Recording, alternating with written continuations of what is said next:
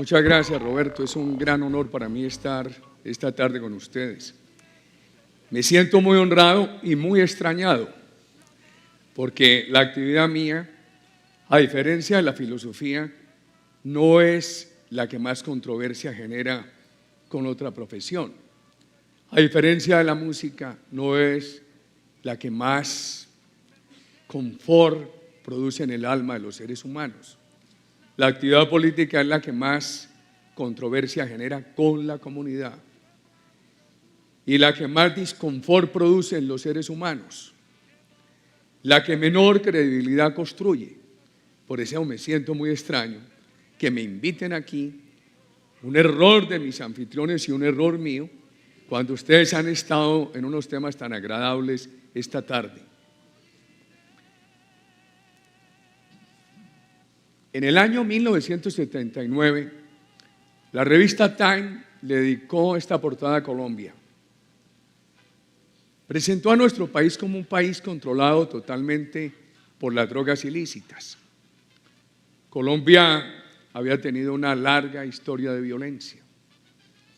En 200 años de vida independiente, escasamente 47 años de paz, cuando los partidos políticos se pusieron de acuerdo para ponerle punto final a la violencia a finales de los años 1950, triunfó la Revolución Cubana y las guerrillas comunistas escogieron a Colombia como uno de los países para replicar ese experimento revolucionario. Hubo una gran diferencia. Mientras en otras partes las insurgencias luchaban contra dictaduras, en Colombia había una democracia con problemas sociales, pero una democracia operante, respetable. Esas guerrillas fueron creciendo. Más tarde generaron la reacción de lo que se llamó allí el paramilitarismo. Podríamos decir originalmente guerrillas del otro extremo ideológico, con la misma crueldad, con los mismos métodos de destrucción. Finalmente, ambos quedaron cooptados por el narcotráfico. Y el narcotráfico llegó a producir un efecto devastador de la sociedad, de las familias, de las instituciones democráticas de Colombia. En el año 2002, Colombia tenía 68 asesinatos por cada 100.000 habitantes, más de 3.000 secuestros, una tasa de inversión bajísima. No obstante, que ha sido un país históricamente amigo de la iniciativa privada. Y al mismo tiempo, hubo un desempleo que llegó a estar cerca del 20% y una pobreza que llegó a estar cerca del 60%. Todo eso creó un ambiente de profunda desconfianza.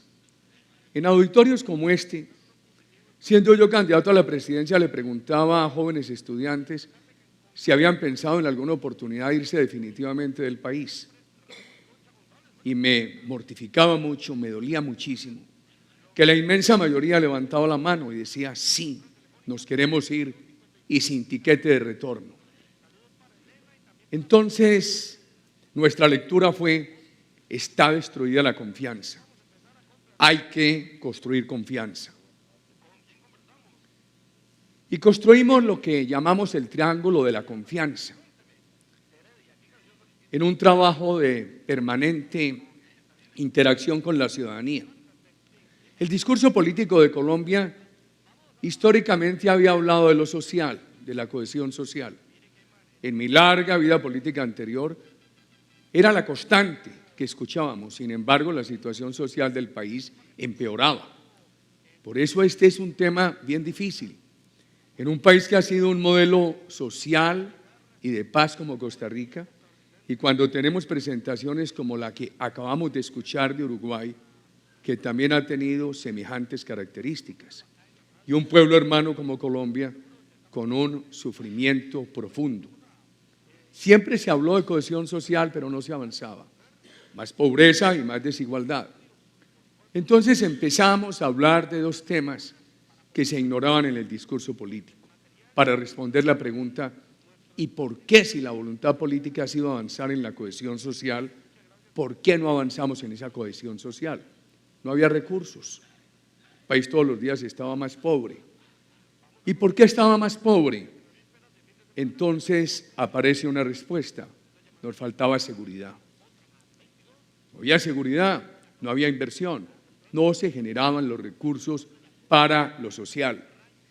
Y eso nos llevó a proponerle a los colombianos construir confianza en la seguridad, confianza en la inversión como medios para lograr un fin que es la cohesión social, que a su vez se tiene que convertir en el validador de la seguridad y en el validador de la confianza inversionista. Encontrábamos en la seguridad varios obstáculos. Por supuesto, el obstáculo de las drogas, al cual me quiero referir más adelante. El gran temor. En el año 1990 en Colombia fueron asesinados 4 candidatos a la presidencia. Uno de ellos, Luis Carlos Galán, uno de los líderes más importantes de la historia democrática del país. También había reservas ideológicas y políticas a proyectos de seguridad. Flotaba en el ambiente la idea de que la seguridad era un camino para cercenar libertades, para eliminar el pluralismo, que la seguridad era un camino para afianzar dictaduras. Eso fue lo que dejó la doctrina de la seguridad nacional, años 60, 70, infortunadamente impulsada por sectores de los Estados Unidos que en nombre de la seguridad afianzaron dictaduras. Para crear confianza, nuestro proyecto de seguridad tenía que presentar algo diferente. Entonces presentamos seguridad, pero con valores democráticos. Eso fue lo innovativo. Se practicó 8 años con dificultades, pero con consistencia, con congruencia. Esto es seguridad con libertades, seguridad con pluralismo, seguridad sin legislación marcial, seguridad con respeto a las garantías políticas, a los derechos civiles, seguridad con responsabilidad frente a la transparencia, con determinación de sancionar cualquier violación de derechos humanos. El país no quedó en un paraíso, pero el país avanzó bastante. En el último año del gobierno ya no tuvimos 3.000 secuestros, 124, habríamos querido 0. Ya no teníamos 66, 68 asesinatos por cada 100.000 habitantes, 32. Espero que al consolidar cifras, Colombia en el 2011 haya estado ligeramente por debajo de 30. Una gran reducción, pero todavía un gran problema. Una tendencia aceptable, pero todavía lejos de donde tenemos que llegar. Seguridad democrática. Después viene el tema de la confianza inversionista. ¿Cómo la propusimos? Inversión no como un fin en sí mismo, sino como un medio para poder generar los recursos que le permitan a una sociedad tener prosperidad y equidad. Y eso necesitaba seguridad física, donde secuestran no hay inversión, seguridad jurídica, donde no hay estabilidad en las reglas de juego, no hay inversión. Adoptamos leyes que le permiten, por ejemplo, al gobierno durante 20 años respetar pactos de estabilidad en las normas tributarias con el sector privado, seguridad política, repetir permanentemente la idea que se tenía confianza en que la prosperidad del sector privado tenía que ser un medio para poder superar pobreza y construir equidad. El país avanzó sustancialmente en el tema económico. Pasamos de tener una tasa de inversión del 13-14% del PIB. El año pasado Colombia pudo tener una tasa de inversión cercana al 30% del PIB. Inversión extranjera creció sustancialmente y mucho más creció la inversión doméstica y la inversión de la mediana y de la pequeña empresa colombiana. Esa inversión además se sustentó en un buen manejo de la macroeconomía, se sustentó no en reducirle impuestos a todo el mundo, sino en estimular la inversión. ¿Usted quiere invertir en Colombia? Usted le reducimos los impuestos en proporción a lo que invierta, no de manera general. Esto es, unos incentivos tributarios atados a las inversiones que efectivamente se realizaran en el país. El país vivía muy aislado en su economía. País de 47 millones de habitantes, 1.150.000 kilómetros cuadrados, y apenas tenía acuerdos de comercio con la comunidad andina y uno muy superficial con México. Dejamos acuerdos de comercio con 42 países. Y, por supuesto, cuando uno se plantea la necesidad de integrar una economía con la comunidad internacional, tiene que formularse una pregunta y pensar cómo la responde. Nos están abriendo mercados, vamos a vender allí, pero ¿cómo vamos a lograr ser competitivos? Y ahí, para esa competitividad es donde viene todo el esfuerzo que hay que hacer en medio para construir una sociedad con un alto nivel tecnológico, profesional, científico, que empieza en la niñez, como bien nos acaban de dar el ejemplo de Uruguay. Y entonces llegamos al tema de la cohesión social. Y pusimos en la cohesión social un punto fundamental, la participación de la comunidad. Fue un gobierno ampliamente participativo de la comunidad. Nosotros en los 8 años tuvimos 306 sábados de reuniones con la comunidad, extensas reuniones, examinando en un diálogo totalmente activo las principales necesidades y mirando cómo podía avanzar el país, sin demagogia, con pedagogía. Muchas veces tuvimos que decir no. A mí me preguntan, bueno, ¿y por qué insistían en ese diálogo para tantas veces decir no? Porque lo más importante de ese diálogo con la comunidad era construir credibilidad, no hacer promesas. En muchas universidades me han preguntado, ¿y cuál fue el resultado más importante del diálogo con la comunidad? Yo diría, el gobierno fue menos promesero pero más comprometido, tuvo que ser más serio, porque al darle la cara permanentemente a la comunidad, el gobierno tenía que ser muy cuidadoso en aquellos compromisos que asumía. Al inicio de nuestro gobierno, los colombianos acudían a ese diálogo a reclamar, pero lo hacían con rabia, con desconfianza. Al final de nuestro gobierno acudían a ese diálogo a reclamar. El país seguía con muchos problemas, pero lo hacían con confianza. Fue un tránsito de una sociedad con problemas llena de desconfianza a una sociedad que seguía con problemas, pero había aumentado sustancialmente la confianza. Y entonces viene el tema de la cohesión social y quiero referir unos minutos al tema educativo. El país avanzó mucho en salud, avanzó mucho en nutrición. Podríamos decir que logramos 100% de cobertura de nutrición infantil, pero nos propusimos hacer una gran revolución educativa. Sí, país, por ejemplo, en salud logró un seguro universal para los 47 millones de ciudadanos, un gran logro, conociendo de dónde veníamos. Lo primero que hicimos en educación fue asignarle toda la importancia política. En los 100 años anteriores, Colombia había tenido 120 ministros de educación. Nosotros tuvimos durante los 8 años una ministra de educación, una sola, de condiciones de excelencia. Nunca le pregunté su orientación política partidista, ni la sé, ni me la habría dicho. Y esa ministra, cuando termina nuestro gobierno, es nombrada profesora titular de la Universidad de Harvard y hoy es rectora de una prestigiosa universidad colombiana. Nos propusimos avanzar en educación en, primero, cobertura. Teníamos muchos atrasos en cobertura. Calidad. El tema de pertinencia.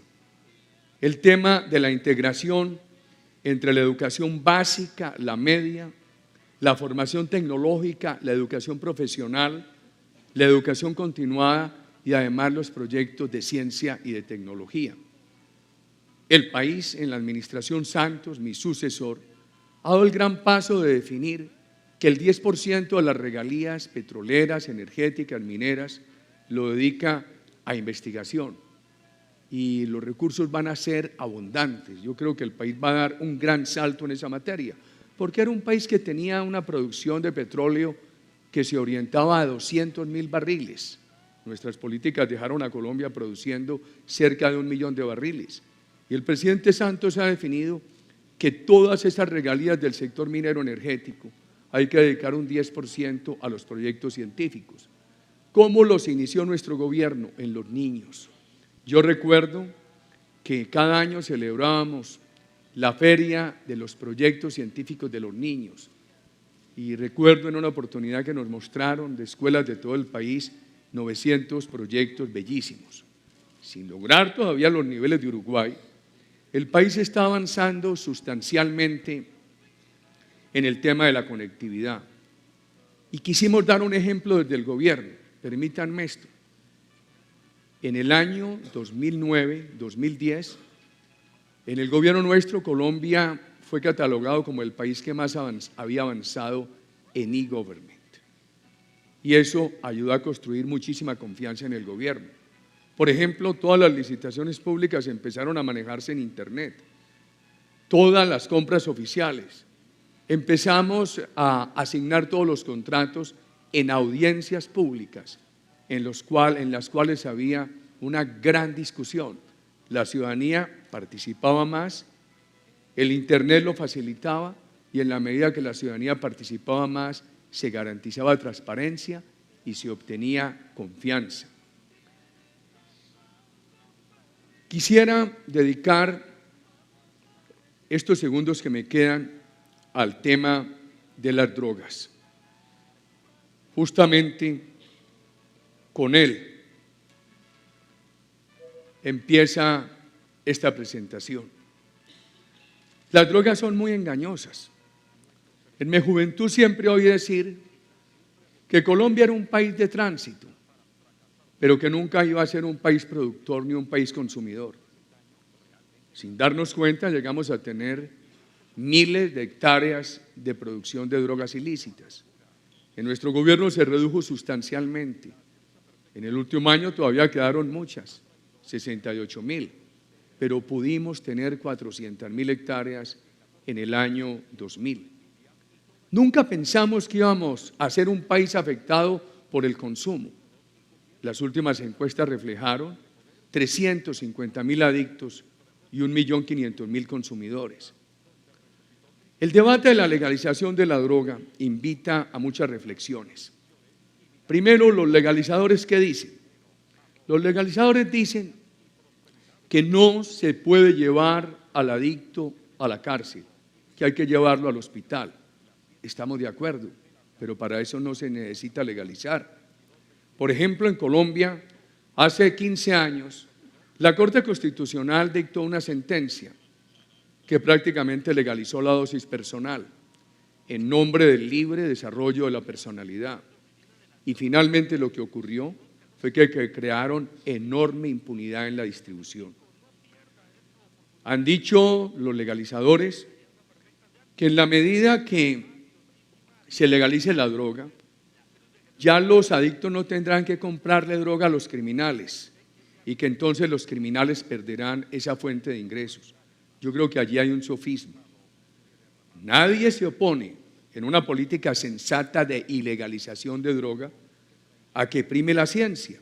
Por ejemplo, si un médico estima que debe suministrarle dosis gradual decreciente a un paciente en el proceso de rehabilitación, un esquema jurídico de ilegalidad no tiene por qué oponerse a eso. Pero hay que tener en cuenta que la gran fuente de ingresos no viene de los adictos, sino de los consumidores sociales. El planeta tiene 500 millones de kilómetros, más o menos. La zona terrestre, unos 148 millones. Hay 38 millones de hectáreas en drogas ilícitas. La pregunta es, ¿qué es menos difícil? ¿Erradicar esos 38 millones de hectáreas o exponer a riesgo la totalidad del planeta? El planeta tiene 7.000 millones de habitantes. Hay unos 300 millones de consumidores de droga. Súmele a los adictos, que son pocos, los consumidores sociales. ¿Qué es menos difícil? ¿Enfrentar el problema que hay o abrir las puertas para que ese problema aumente? Algunos economistas han dicho que si se legalizara la droga y se cobrara impuestos, esos impuestos permitirían atender las políticas de salud pública, de prevención y de rehabilitación. Pero otros economistas, basados en estudios muy juiciosos, han concluido que la legalización estimularía tanto el consumo, las necesidades de rehabilitación, que se requerirían unos impuestos tan altos para financiar la rehabilitación que por las elevadas tasas impositivas eso conduciría a la evasión. Los estudios de criminología en Colombia muestran que en los asesinatos del país cometidos por sicarios, cuando han sido capturados, el 100% de ellos han obrado bajo el influjo de las drogas o bajo el influjo combinado de las drogas y el alcohol. Hay una relación directa entre estas sustancias y el sicariato en un país en el cual el año pasado todavía fueron asesinados cerca de 15.000 personas. Un joven de una universidad me preguntaba, bueno, ¿por qué el alcohol sí y la marihuana no? Pregunta muy difícil de responder. Le dije, ¿cuántos años tienes? Y me dijo, 19. Dije, yo 59. Prepárate cuando tengas 20 años más, que de pronto Dios me tenga con vida, que te voy a hacer una pregunta. ¿Por qué la marihuana sí y la cocaína no? Finalmente, déjenme sembrar en ustedes como padre de familia, en un país que ha sufrido tanto la violencia, una reflexión. Aquello que nos distingue a los seres humanos de las otras especies de la naturaleza es la libertad. La libertad que se fundamenta en la posibilidad de autodirigirnos. Las drogas son el mayor factor esclavizante en nuestra época, la negación de esa libertad que es el distintivo del ser humano. Este país es un ejemplo de respeto a la biodiversidad, de respeto al medio ambiente. Así lo miramos desde países hermanos, donde tenemos un afecto enorme y una gran admiración por Costa Rica. En Colombia, país que tiene el 53% del territorio, todavía en selva, país amazónico, las drogas ilícitas han destruido más de 2 millones de hectáreas, a cualquier precio bajo que se ponga la marihuana. A consecuencia de una legalización, el estímulo para destruir las reservas ambientales y sustituirlas por drogas sería enorme. Muchas gracias.